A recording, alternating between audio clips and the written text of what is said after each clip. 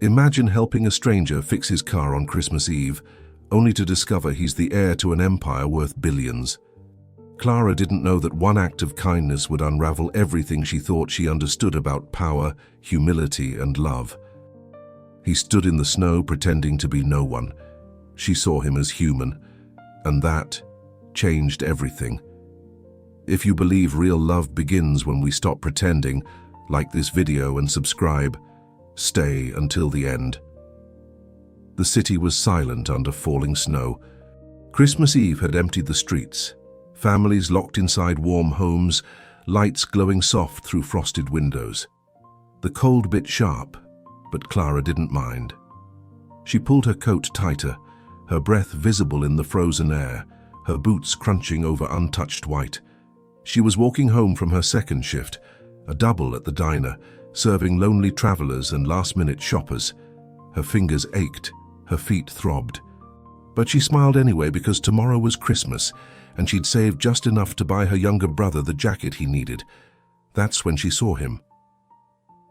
A man crouched beside a car on the side of the road, an old sedan, rusted at the edges, steam rising from under the hood. He wore a worn jacket, no gloves, his hands dark with grease. His shoulders were tense, his jaw tight. Clara slowed. Most people would have kept walking. She stopped. "Need help?" He looked up, and for a moment something flickered in his eyes. Surprise, suspicion, something guarded. "I'm fine," he said quietly, his voice low, controlled. But his hands were shaking from the cold. Clara crouched beside him, ignoring the snow soaking through her jeans. "You're not fine, your radiator's leaking, you'll freeze out here." He stared at her, really stared, like he was trying to understand why she cared. "I'm Daniel," he said finally. "Clara." She didn't ask why he was alone on Christmas Eve. She didn't ask why a man with hands like his, strong, careful, strangely elegant, was driving a car this broken. She just helped. Together, they worked in silence, her holding the flashlight, him tightening bolts, both of them breathing clouds into the frozen night. She noticed things, the way his movements were precise, deliberate, the way he never complained, the way he looked at her when he thought she wasn't watching, like he was memorizing her face. "You do this often?" he asked softly. "Help strangers?" Clara shrugged. "Someone helped me once. I'm just passing it forward." Something in his expression shifted, softened maybe, or broke. "Why?" His voice was barely a whisper. "Because not everyone has someone to call." He went still. The truth was, Daniel did have people to call. Dozens, hundreds, an empire's worth of employees, assistants, drivers, security. One phone call and a team would have appeared within minutes, fixing the car, escorting him home to his penthouse downtown. But he didn't make the call. Because 3 hours ago, Daniel Ashford, heir to Ashford Industries, one of the wealthiest men under 30 in the country, had walked away from his own engagement party. He'd left behind the champagne, the speeches, the perfectly calculated smiles. He'd left behind Victoria, his fiancée, a woman chosen by his family for her pedigree, her connections, her ability to look flawless in photographs. He'd left behind the life everyone expected him to live. And he'd gotten into this car, a car he kept hidden in a private garage, a car no one knew about, a car that let him disappear. And he'd driven with no destination, no plan, just the desperate need to breathe. The radiator had given out 20 minutes later. And now this woman, this stranger with kind eyes and frozen fingers, was helping him, not because she knew his name, not because she wanted something, just because. "There," Clara said, stepping back. "Try it now." Daniel turned the key. The engine sputtered, then roared to life. Clara grinned, a real unguarded smile that made something inside Daniel's chest tighten painfully. "You're a miracle worker," he said. "I'm a waitress who grew up with a dad who couldn't afford mechanics." She wiped her hands on her jeans, snow clinging to her hair, her cheeks flushed red from cold. She looked radiant, alive. real. Everything his world wasn't. "Thank you," Daniel said, and he meant it in a way he hadn't meant anything in years. Clara nodded. "Merry Christmas, Daniel." She turned to leave. "Wait." She paused, glancing back. Daniel hesitated. He should let her go. He should drive away, return to his life, forget this moment ever happened. But he didn't. "Can I give you a ride? It's freezing." Clara looked at the car, then at him, her expression cautious but curious. "You sure? You just fixed it.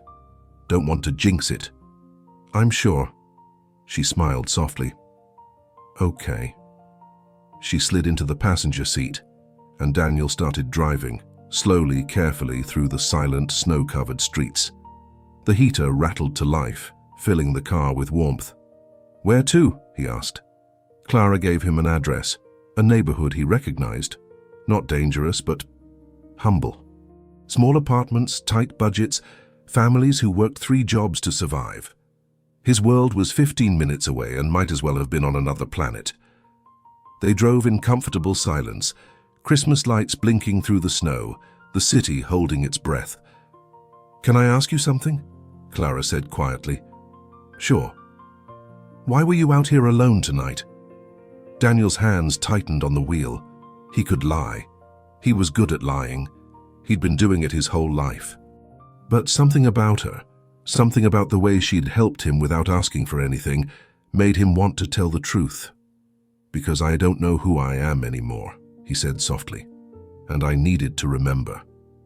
Clara didn't laugh, didn't pry. She just nodded like she understood. "I get that," she whispered. They pulled up in front of her building, a modest brick structure with a single string of lights hung crookedly across the door. Clara reached for the handle, then paused. "Daniel?" "Yeah?" "I hope you find what you're looking for." She stepped out into the snow. And Daniel sat there, engine idling, watching her walk away. This woman who had no idea who he was, what he was worth, what he could give her. This woman who had helped him anyway. He should have driven away. Instead, he turned off the engine and followed her. What is Daniel about to do that will change everything? Daniel stepped out into the snow, his heart pounding in a way that had nothing to do with the cold. He didn't call out, didn't rush. He just watched her climb the steps to her building, her shoulders squared against the wind, her figure small and determined under the falling white. She reached the door, then stopped, turned. Their eyes met across the distance. For 3 seconds, neither moved. The world narrowed to just breath, snow, and the strange gravity pulling them towards something neither could name. Clara's expression shifted. Confusion, curiosity, something softer underneath. Daniel raised one hand, not a wave, just acknowledgement. She hesitated, then nodded once, slowly before disappearing inside. The door clicked shut. Daniel stood there alone, snow gathering on his shoulders, the city silent around him. He could still see the faint glow of a window on the 3rd floor. Her window, he guessed. A single lamp, no tree, no decorations, just light. He returned to the car and sat in the driver's seat, hands gripping the wheel, staring at nothing. What was he doing? He was Daniel Ashford. He had a board meeting in 3 days, a company worth $8 billion, a fiancée waiting for an explanation, a family expecting him to fall in line. And yet here he was, parked outside a stranger's building on Christmas Eve, feeling more awake than he had in years. His phone buzzed. 12 missed calls. Victoria, his father, his assistant. He turned it off. Inside her apartment, Clara peeled off her wet coat and hung it carefully over the back of a chair. The heating was broken again, so she kept her sweater on, her breath still visible in the small kitchen. Her younger brother, Leo, was asleep on the couch, wrapped in 2 blankets, his face peaceful. He was 16, tall, skinny, all elbows and dreams. He wanted to study engineering. Clara was working 3 jobs to make sure he could. She watched him for a moment, her chest tight with love and exhaustion. Then she moved to the window. The car was still there. Her pulse quickened. Daniel sat inside, unmoving, his silhouette barely visible through the frosted glass. She didn't know why he'd followed her, didn't know why he hadn't left, but something in her chest whispered that this moment mattered. She turned away, forcing herself toward the small kitchen. She filled the kettle, set it on the stove, and tried to ignore the pull toward the window. She failed. When she looked again, the car was gone. Her heart sank, and she hated that it did. Daniel drove through the empty streets, his mind a storm. He'd spent his entire life surrounded by people who wanted something from him. His name, his money, his influence. Every smile calculated, every conversation transactional. And then Clara, a woman who didn't know him, didn't need him, didn't want anything, had helped him fix a broken car in the freezing cold, just because. It was the most honest interaction he'd had in a decade. He turned down a side street, then another, driving aimlessly, letting the snow blur the windshield. His chest felt tight, like something inside him was cracking open. He thought about Victoria. Beautiful, poised, perfect. A woman who fit seamlessly into his world, who never questioned, never pushed, never asked him to be anything other than the heir everyone expected. He'd proposed because it made sense, but he'd never loved her, and she'd never loved him. They both knew it. They just never said it. Daniel pulled into an underground parking garage, not his penthouse, but a private space he kept for moments like this, moments when the weight of his life became unbearable. He sat in silence, engine off, snow melting on the hood. His phone buzzed again. This time he answered, "Where the hell are you?" His father's voice was ice. Daniel closed his eyes. "I needed air. You embarrassed us tonight. You embarrassed Victoria. I know. Then get back here. Fix this." Silence stretched between them, heavy and familiar. "What if I don't want to fix it?" Daniel's voice was quiet, dangerous. His father laughed, a cold, bitter sound. "You don't have a choice, son. You never did." The line went dead. Daniel sat there, staring at the phone, rage and resignation warring inside him. He'd spent 28 years building a life that wasn't his, playing a role, wearing a mask, pretending. And tonight, for just 1 hour, a woman with kind eyes and frozen hands had made him feel like a person, not an heir, not a name, just Daniel. He leaned his head back against the seat, exhaustion crashing over him. He thought about Clara's question, "Why were you out here alone tonight?" And his answer, "Because I don't know who I am anymore." It was the truest thing he'd said in years. 3 days passed. Clara returned to her routines, double shifts at the diner, late nights counting tips, early mornings making sure Leo got to school. She told herself she'd forgotten about Daniel. She hadn't. She kept seeing his face, the way he'd looked at her in the snow, like she was something precious. The way his hands had moved, precise and careful, like someone used to control but desperate for connection. She didn't know why he'd followed her home. She didn't know why he'd left. But some part of her kept hoping he'd come back. On the 4th day he did. Clara was wiping down tables at the diner, her back aching, her mind elsewhere. The dinner rush had ended, leaving only a handful of stragglers and the hum of the old jukebox in the corner. The bell above the door chimed. She turned. Daniel stood in the doorway, snowflakes melting in his dark hair, his eyes finding hers immediately. Her breath caught. He looked different, still wearing simple clothes, a worn jacket, jeans. But there was something raw in his expression, something vulnerable. He crossed the diner slowly, deliberately, until he stood in front of her. Neither spoke. The air between them hummed with everything unsaid. Finally, Clara found her voice. "Your car broke down again." A small, sad smile touched his lips. "No? Then why are you here?" Daniel hesitated. She could see the war happening behind his eyes, the careful control he was so used to, versus the truth trying to break free. "Because I can't stop thinking about you," he said quietly. Clara's heart slammed against her ribs. "You don't even know me. I know you stopped to help a stranger on Christmas Eve. I know you didn't ask for anything in return. I know you looked at me like I was human." His voice cracked on the last word. Clara stared at him, her pulse racing, every instinct screaming that this man was dangerous, not because he'd hurt her, but because he made her feel things she couldn't afford to feel. "I should get back to work," she whispered, but she didn't move. Neither did he. "1 cup of coffee," Daniel said softly. "That's all I'm asking."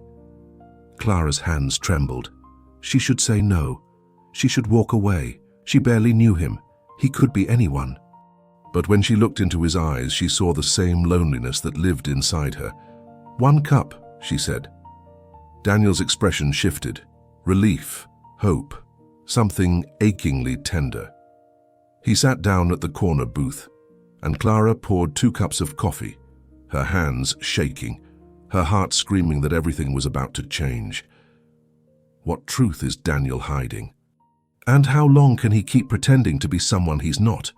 Clara slid into the booth across from him, the coffee steaming between them like a fragile border neither dared to cross. Daniel wrapped his hands around the cup, but didn't drink. He just watched her, studied her really, the way someone memorizes a face they know they'll lose. The diner was nearly empty now. Just an old man at the counter reading a newspaper, and somewhere in the back, the cook humming along to the jukebox. The world outside pressed dark against the windows, snow still falling in thick, silent waves. Clara felt exposed under Daniel's gaze. Not uncomfortable, just seen. In a way she wasn't used to. She took a sip of coffee to steady herself. "You're staring." "I know." No apology, just truth. Her pulse quickened. Why? Daniel's jaw tightened. He looked down at his cup, and for a moment she thought he wouldn't answer. Then his voice came, low and rough. "Because I've spent my whole life around people who look at me and see something else. And you just see me." The vulnerability in those words hit her like a physical force. Clara's throat tightened. She wanted to ask what he meant, who he really was, what he was running from. But something stopped her. Some instinct that if she pushed too hard, he'd disappear like smoke. So instead, she said nothing. And in that silence, something shifted. Daniel's shoulders relaxed slightly. The tension in his face softened. He looked younger suddenly, less guarded, more human. They sat like that for minutes that felt like hours, the space between them charged with everything unspoken. Finally, Daniel's phone buzzed on the table. He glanced at it, and Clara saw his entire body go rigid. The warmth drained from his eyes, replaced by something cold and distant. He declined the call without a word. "You need to go?" Clara asked quietly. "No." The word came too fast, too desperate. Another buzz, another decline. Clara watched him, her chest aching with a strange, fierce protectiveness for this man she barely knew. "Someone's looking for you." Daniel's laugh was bitter. "A lot of people are looking for me. Should I be worried?" His eyes snapped to hers, suddenly sharp, searching. "About what?" "That you're dangerous." For a long moment, he didn't answer. Then his expression softened into something heartbreaking. "Not the way you think." The cryptic response should have scared her. Instead, it made her lean closer. "Then what way?" Daniel held her gaze, and Clara felt the weight of everything he wasn't saying pressing down between them. "The kind that makes people want things from me I can't give." Clara frowned. "I don't want anything from you." "I know." His voice cracked. "That's the problem." Before she could respond, the bell above the door chimed. Clara looked up and froze. A woman stood in the entrance. Tall, elegant, wrapped in a designer coat that probably cost more than Clara made in 6 months. Her blonde hair was perfect, despite the snow. Her makeup flawless, her expression ice. She scanned the diner with barely concealed disgust, then her eyes landed on Daniel. Everything about her went sharp. "There you are." Her voice was silk over steel. Daniel's entire body went still.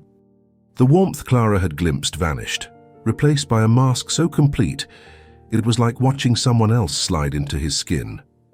He stood slowly, and Clara saw the invisible armor lock into place. The woman crossed the diner in 4 precise clicks of expensive heels. She didn't even glance at Clara, didn't acknowledge her existence. "We need to talk, now." Daniel's jaw clenched. "Victoria, don't." The woman, Victoria, held up one perfectly manicured hand.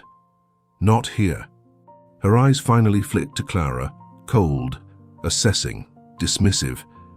Clara felt small under that gaze, cheap, insignificant. Victoria's mouth curved into something that wasn't quite a smile. "I see you've been slumming." The word hit like a slap. Daniel's hands fisted at his sides. "Watch it." "Or what?" Victoria's voice was venom wrapped in velvet. "You'll embarrass yourself further? You've already made us a laughingstock, Daniel. Running away from your own engagement party like a child." Engagement. The word echoed in Clara's head, louder than her heartbeat. She looked at Daniel, really looked, and saw the truth written across his face. Guilt, shame, panic. Her stomach dropped. "You're engaged." Clara's voice came out flat, empty. Daniel turned to her, his expression desperate. "Clara, don't." She stood, her chair scraping loud against the floor. Her hands were shaking. Her chest felt hollow. "Just don't." She moved past him, past Victoria's satisfied smirk, toward the back of the diner. She needed air, space, distance from the humiliation burning through her veins. How could she have been so stupid? She'd seen the way he looked, the way he carried himself, the careful control, the expensive watch he thought she hadn't noticed, the way he'd talked about not knowing who he was anymore. She should have known. Men like him didn't end up broken down on the side of the road by accident. They didn't sit in diners drinking cheap coffee with waitresses unless they were running from something or someone. Clara pushed through the back door into the alley, the cold air hitting her like a wall. She pressed her back against the brick, trying to breathe, trying not to cry. She'd let herself hope. She'd let herself imagine, just for a moment, that maybe someone could see her as more than just the girl barely scraping by. Stupid. The door opened behind her. "Clara, please, go back to your fiancé, Daniel." Her voice was steady despite the tears burning behind her eyes. "Or whoever you really are. Let me explain." "There's nothing to explain." She finally looked at him, and the pain in his eyes almost broke her resolve. Almost. "You lied. I never lied to you. You let me believe—" Her voice cracked. She stopped, swallowed hard. "It doesn't matter." "It matters to me." Clara laughed, hollow and sharp. "Why? Because I was a fun distraction? A little taste of how the other half lives?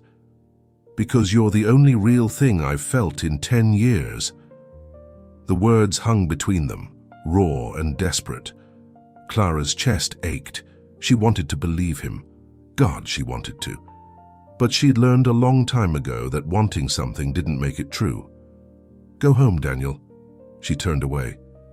"Back to your real life." She walked toward the street, snow soaking through her uniform, her heart splintering with every step. Behind her, she heard Daniel say her name one more time. She didn't look back. But Daniel wasn't the only one keeping secrets, and the truth was far more dangerous than either of them knew. Daniel stood in the alley long after Clara disappeared into the snow, his breath coming in ragged clouds, his world fracturing around him. Victoria appeared in the doorway, her expression carved from marble. "Are you finished with your little rebellion?" He didn't answer, didn't look at her. just stared at the empty street where Clara had vanished, feeling something vital tear loose inside his chest. Victoria's heels clicked closer. "You're making this harder than it needs to be. Come home. We'll release a statement. Blame it on wedding stress. Everyone will forget in a week." Daniel finally turned to face her. "I'm not coming home." Her perfectly composed mask cracked just slightly. "Excuse me. I can't do this anymore, Victoria. Any of it." She laughed, sharp and cold. "You don't have a choice. Your father will cut you off. The board will vote you out. You'll lose everything." "Good." The word landed like a grenade. Victoria stared at him, genuine shock breaking through her ice. "You can't be serious." But Daniel had never been more serious in his life. Standing there in the snow watching Clara walk away, something inside him had finally irrevocably broken, or maybe it had finally healed. "The engagement is off." His voice was steady, final. "Tell my father, tell the board, tell whoever you need to tell." He walked past her, back through the diner, out into the street. Victoria's voice followed him, shrill with disbelief. "You're throwing away billions for a waitress?" Daniel stopped, turned. "I'm throwing away billions for myself." He left her standing there, fury and confusion warring across her flawless face. And for the first time in years, Daniel felt something close to free. Clara made it 3 blocks before the tears came. She ducked into a bus shelter, pressing her palms against her eyes, trying to hold the pieces of herself together.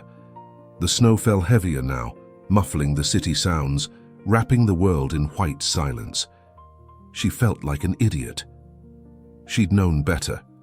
She'd built walls specifically to protect herself from moments like this, from men who made promises they couldn't keep, from hope that led nowhere but pain. And yet, she'd let Daniel in. Let herself believe that maybe, just maybe, someone could want her for who she was, not for what she could give, not for what she represented. Just her.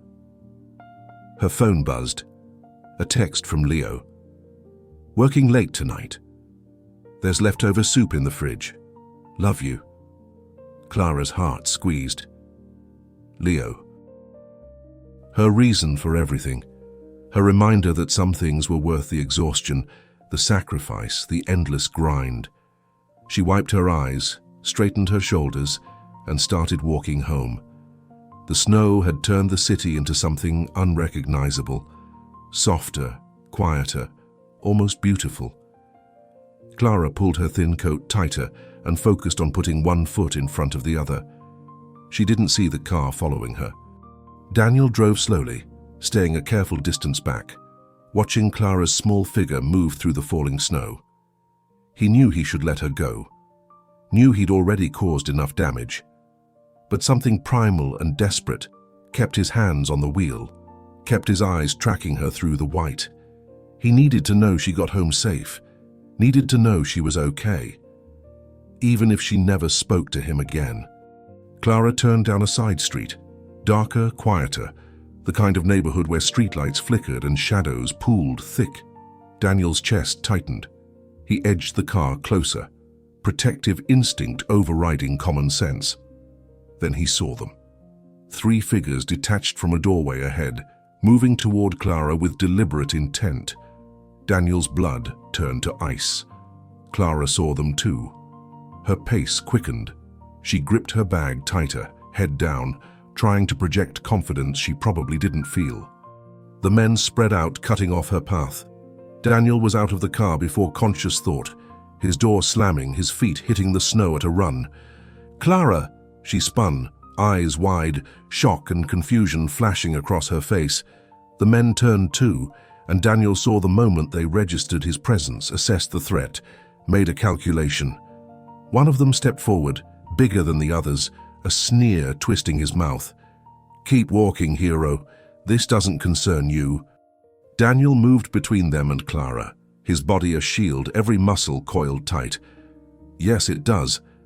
The big one laughed. "You got a death wish?" Daniel didn't answer, didn't move, just held his ground, his heart slamming against his ribs, very aware that he had no weapon, no backup, nothing but the desperate need to protect the woman behind him. Clara's hand touched his arm, her voice urgent. "Daniel, don't! Stay behind me." The men shifted, exchanging glances, recalculating, 3-on-1. Easy odds. Except Daniel Ashford hadn't spent his entire life in boardrooms. His father had insisted on training, boxing, martial arts, survival skills. The heir needed to be able to protect himself, protect the family name, project strength. Daniel had hated every lesson, until now. The first man lunged. Daniel moved on pure instinct, sidestepped, redirected momentum, sent the attacker stumbling past. The second came fast, throwing a wild punch. Daniel blocked, countered, felt his knuckles connect with jaw, felt the shock of impact sing up his arm. The third man pulled a knife. Everything slowed. Clara screamed. Daniel's world narrowed to the blade catching light, to the calculated violence in the man's eyes, to Clara's terrified breathing behind him. He had seconds to make a choice: run and leave her vulnerable, or fight and risk everything. The man with the knife smiled. "Last chance, hero." Daniel spread his arms wider, making himself a bigger target, forcing their attention on him and away from Clara. "You want something? Take it. Just let her go." "Daniel," Clara's voice broke. "Run, Clara, please." But she didn't run, didn't leave him. Instead, she grabbed his hand, squeezed once, and stood beside him. The gesture, small, fierce, impossibly brave, nearly shattered him. The man with the knife took a step forward, and then sirens split the air. Blue and red lights flooded the street, a patrol car turning the corner at speed. The three men scattered immediately, disappearing into alleys and shadows like smoke. Daniel and Clara stood frozen, hands still clasped, breathing hard. The patrol car pulled alongside them. A window rolled down. "You two okay?" Daniel nodded, not trusting his voice. The officer eyed them for a moment, then the empty street. "Get somewhere safe. This neighborhood isn't friendly after dark." The car pulled away, leaving them standing alone in the snow. Clara finally looked up at Daniel, her eyes shining with unshed tears. "You could have been killed. So could you. Why did you follow me?" Daniel's thumb brushed across her knuckles, his touch gentle despite the adrenaline still screaming through his veins. "Because I couldn't let you walk away thinking I don't care." Clara's breath hitched. "You're engaged, Daniel." "Not anymore." The words hung between them, crystalline and fragile. Clara searched his face, looking for the lie, the catch, the inevitable disappointment. "What?" "I ended it. Tonight. Before I came after you." Tears spilled down her cheeks now, silver in the streetlight. "Why?" Daniel stepped closer, his free hand rising to cup her face, his touch achingly tender. "Because she was never real. None of it was. And then I met you. And suddenly I remembered what real feels like. But freedom comes with a price, and Daniel's family wasn't going to let him go without a fight. Clara let Daniel drive her home, both of them silent in the warm cocoon of the car, the heater rattling softly, the world outside painted white and impossibly quiet. Her hand still tingled where he'd held it. Her heart still raced from the attack, from his confession, from the impossible weight of everything changing too fast. She watched him from the corner of her eye, his jaw tight with tension he was trying to hide, his knuckles bruised and swelling on the steering wheel, his breathing still slightly uneven. He'd put himself between her and danger without hesitation. For her. A waitress he'd known for barely a week. The truth of it sat heavy in her chest, terrifying and intoxicating all at once. They pulled up outside her building. Daniel killed the engine, but didn't move. Neither did Clara. They sat in the darkness, snow piling soft against the windshield, both afraid to break whatever fragile thing existed between them. Finally, Clara spoke, her voice barely above a whisper. "You should go, before this gets more complicated." Daniel turned to face her, and the rawness in his eyes made her breath catch. "It's already complicated.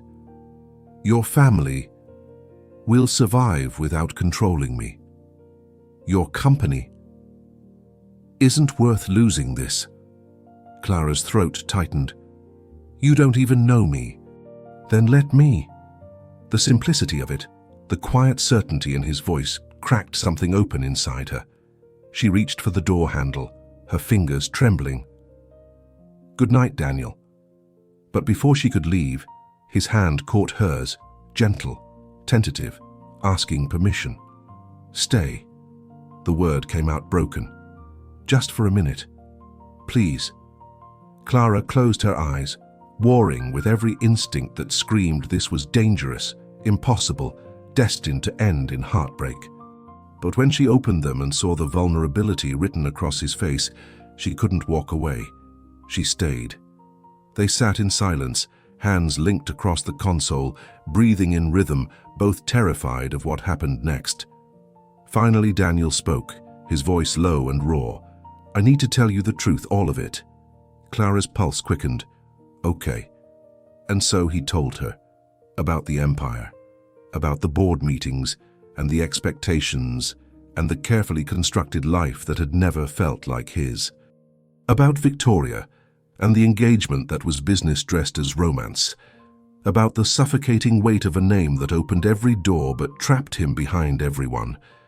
About the night he'd driven away from it all and broken down on a snowy street where a stranger had stopped to help him. About how that moment had changed everything. Clara listened without interrupting, her heart breaking and rebuilding with every word. She understood now. The careful control, the expensive watch, the way Victoria had looked at her with such contempt. Daniel Ashford wasn't just wealthy, he was a different world entirely. When he finished, silence pressed heavy between them. Clara pulled her hand away slowly, creating distance that felt like miles. "So what happens now?" Daniel's expression was desperate, searching. "I don't know. But I know I can't go back to pretending. And what about me?" Clara's voice shook. "Where do I fit in your world, Daniel? The waitress who helped you play at being normal for a week? That's not, isn't it?" Tears burned her eyes. "You'll go back eventually. To your penthouses and your boardrooms and your life.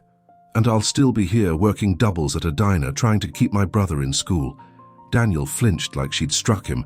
"I would never—" "You don't have to." Clara opened the door, cold air rushing in.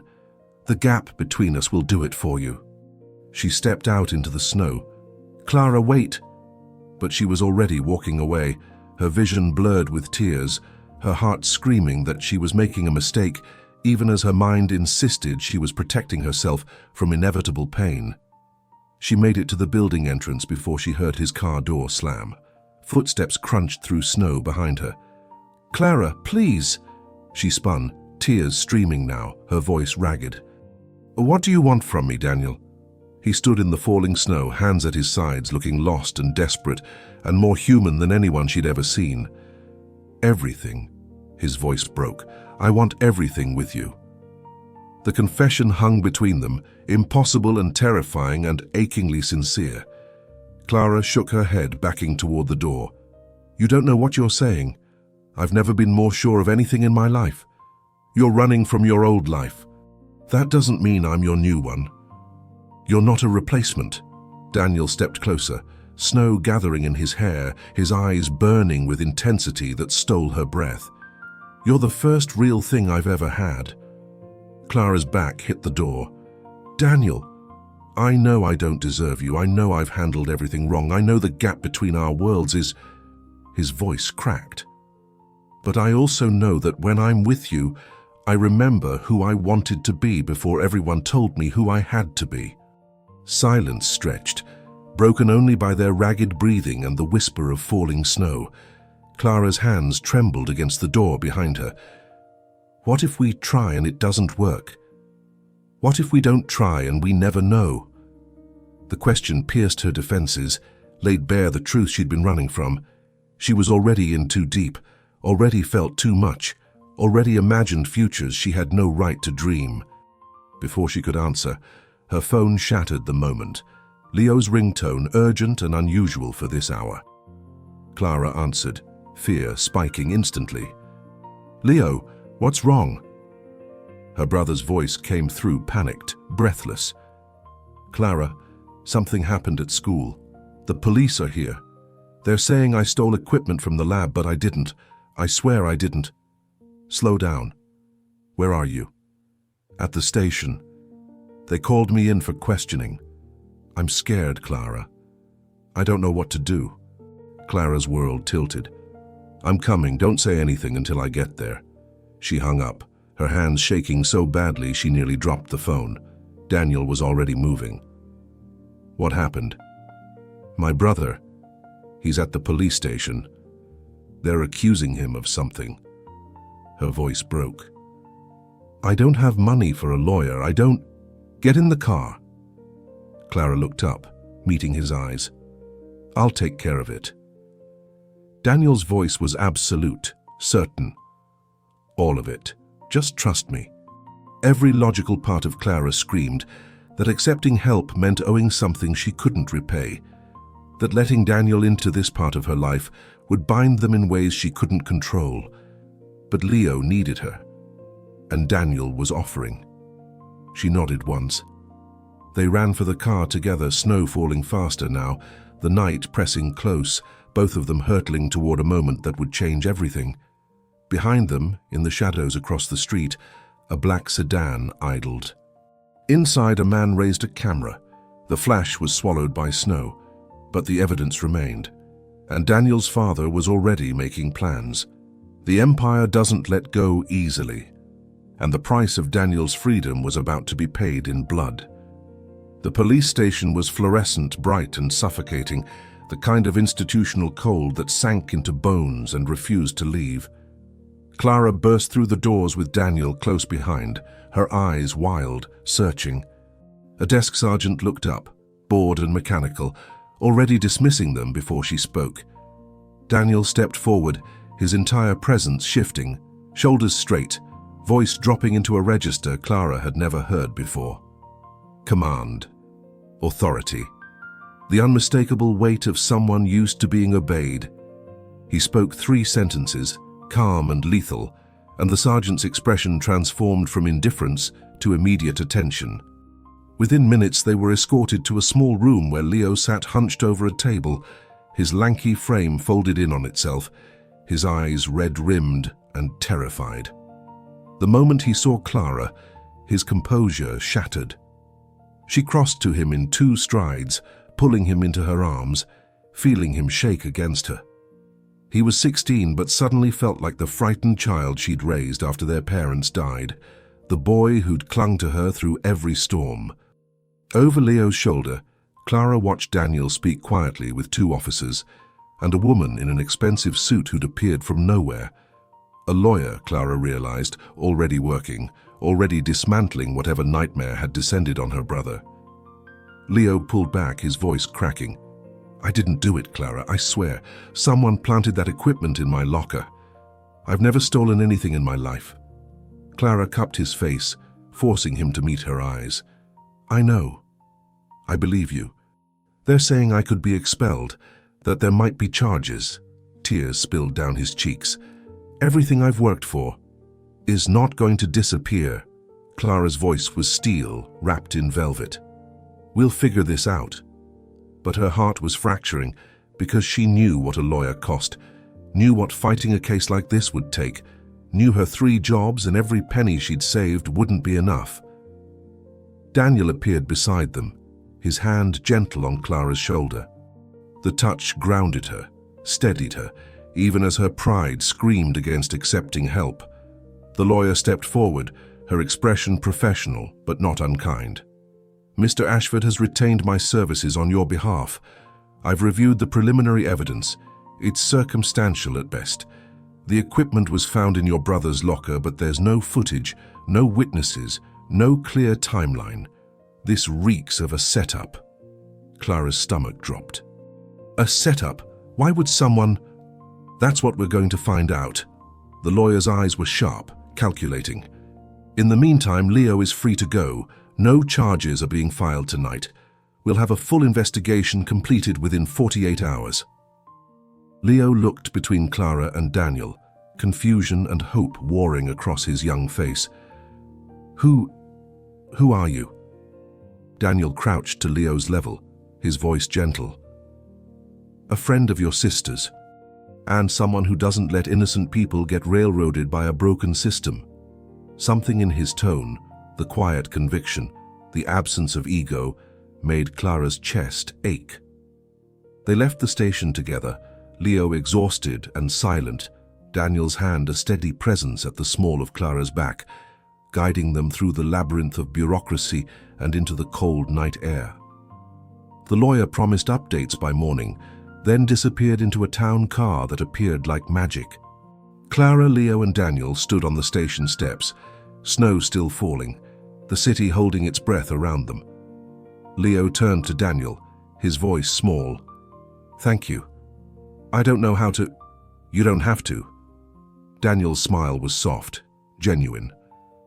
Just focus on school and stay out of trouble. A hint of Leo's usual spirit flickered. Yes, sir.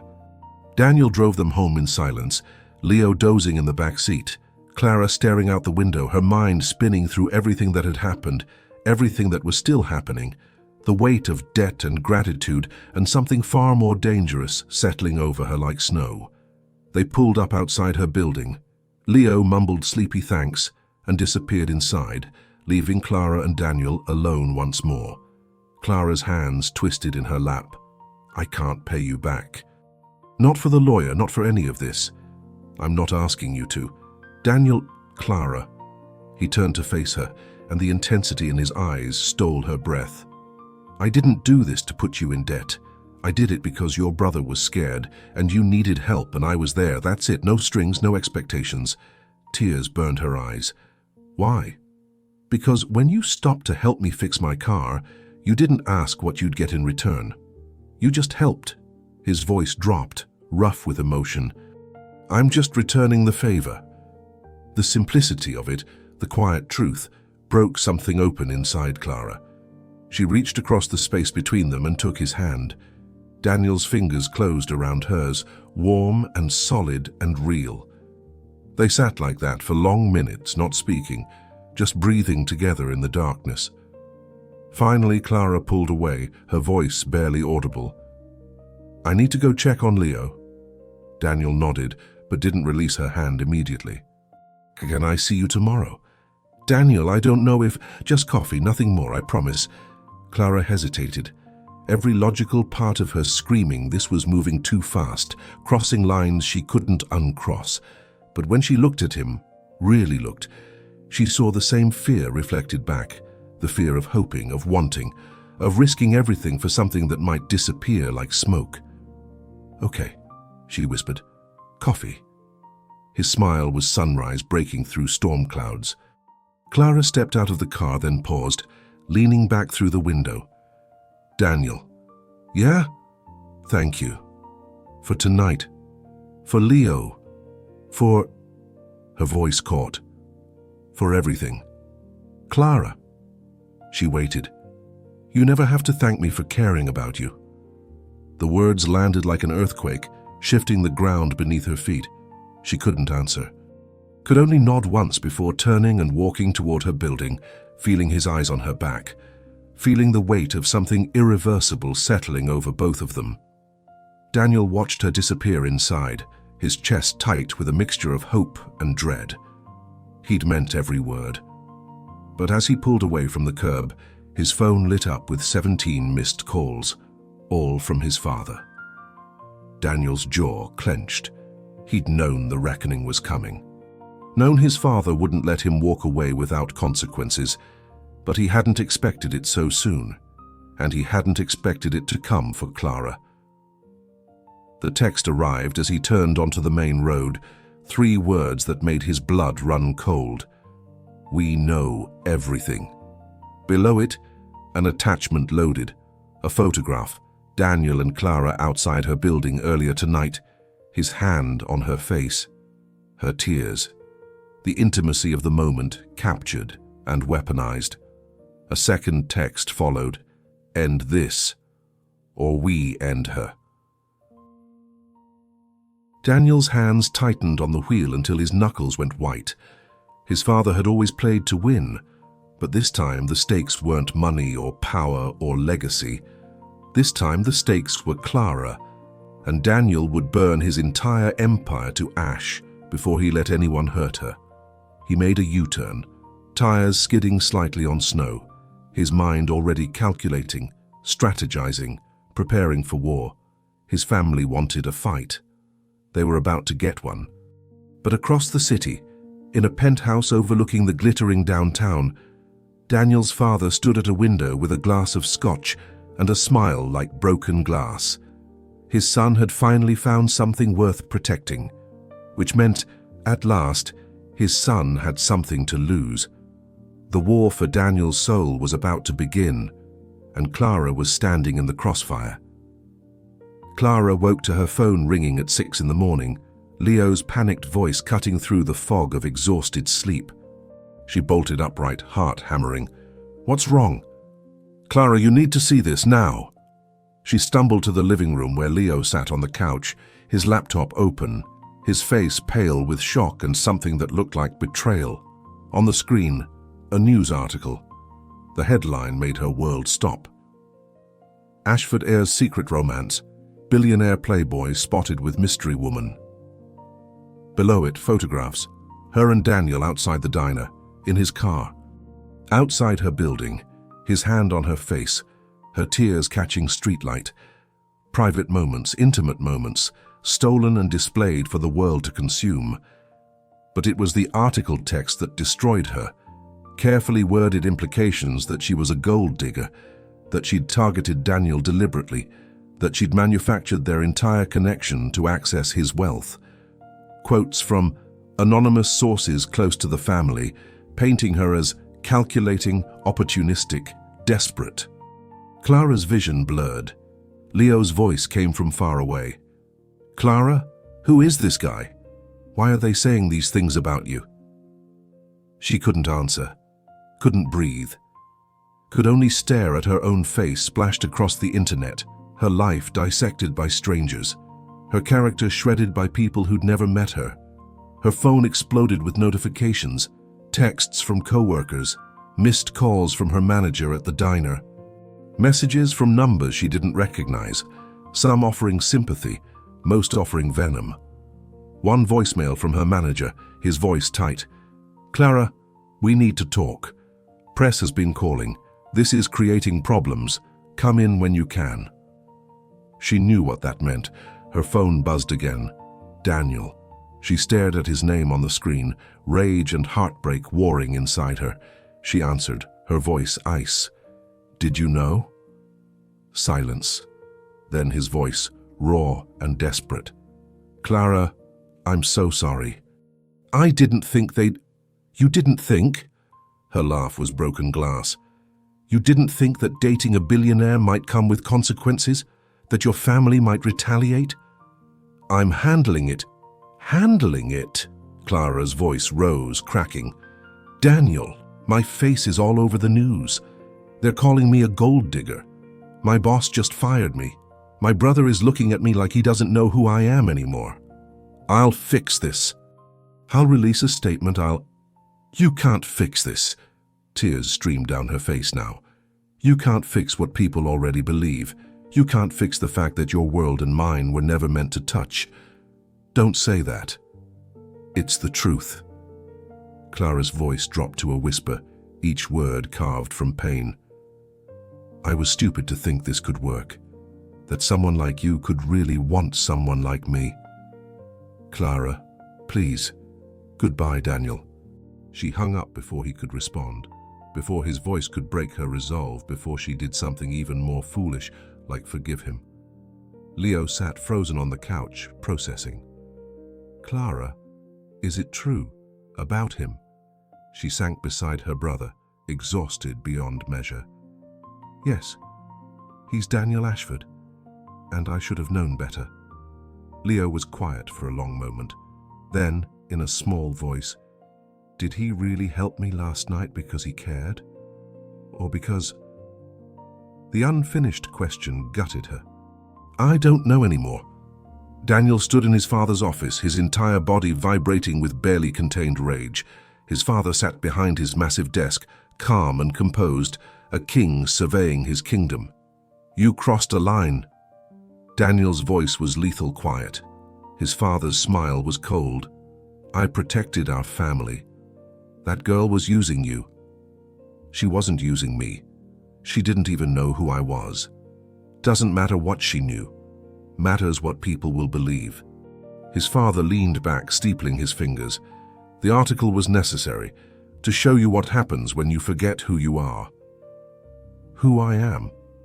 Daniel's laugh was bitter. "You mean who you need me to be?" "I mean the heir to an $8 billion empire who can't afford to be seen slumming with waitresses." The word slumming, the same word Victoria had used, made Daniel's hands fist at his sides. "Clara is worth more than everyone in this building combined." His father's expression hardened. "Then you're more of a fool than I thought." He pulled a document from his desk drawer, slid it across the polished surface. "Here's what happens next. You sign this. You release a statement saying the relationship was a brief lapse in judgment. You apologize to Victoria. You return to your responsibilities." Daniel stared at the paper without touching it. "And if I don't?" "Then I activate the morality clause in your trust. You're removed from the board, cut off completely." "And that girl's brother?" His father's smile was venom. "That case against him, it doesn't go away. In fact, it gets much, much worse." The threat hung in the air like poison. Daniel's vision went red. "You set Leo up." "I protected our interests. The boy is collateral damage. He's 16 years old. He's leverage." His father's voice was iron. "Sign the document, Daniel. End this, or watch everything burn." Daniel stood perfectly still, his mind racing through options, consequences, the impossible mathematics of love versus legacy. He thought about Clara's face this morning, her voice breaking over the phone, the way she'd hung up before he could explain. He thought about Leo, scared and innocent, caught in a game he didn't understand. He thought about his entire life, the weight, the expectations, the cage built from money and duty, and he made his choice. Daniel picked up the document. His father's smile widened. Then Daniel tore it in half. "Go to hell." His father's expression went nuclear. "You just destroyed yourself." "No." Daniel leaned across the desk, his voice deadly calm.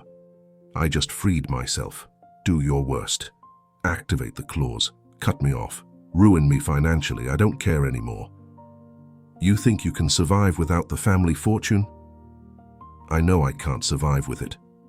Daniel straightened. "I'm done, Dad. Done pretending. Done performing.